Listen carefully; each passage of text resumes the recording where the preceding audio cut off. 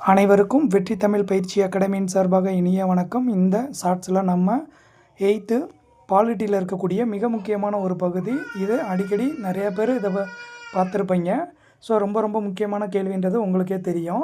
So என்ன கேட்பாங்க அப்படின்னா, இந்தியாவில் தற்போது எத்தனை மாநிலங்களில் சட்டமன்ற மேலவை நடைமுறையில் இருக்குது அப்படின்னு கேட்பாங்க. ஸோ மொத்தம் எத்தனை மாநிலங்கள் அப்படின்னா நல்லா தெரிஞ்சுக்கோங்க. 6 மாநிலங்களில் என்னதுங்க நடைமுறையில் இருக்குது. இதை நீங்கள் சிம்பிளாக ஒரு ஷார்ட்கட் மூலமாக தெரிஞ்சுக்கலாம். நீங்கள் நோட் பண்ணிக்கோங்க. ஏபிஜே எம்கேயூவில் தெலுங்கு படிக்கிறாரு அப்படின்னு ஞாபகம் வச்சுக்கோங்க.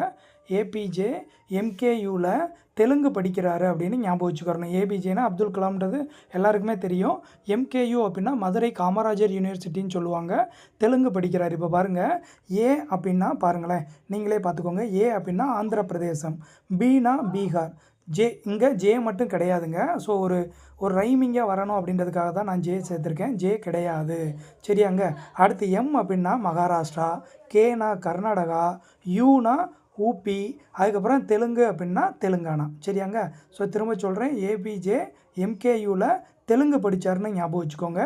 ஏ அப்படின்னா ஆந்திரா, பி அப்படின்னா பீகார், எம் அப்படின்னா மகாராஷ்டிரா, கேனா கர்நாடகா, யூனா ஊபியை குறிக்கும். அடுத்து தெலுங்கானா அப்படின்னு சொல்லி தெலுங்கானாவை ஞாபகம் வச்சுக்கோங்க, சரி. அங்கே ரொம்ப முக்கியமான கொஸ்டினுங்க.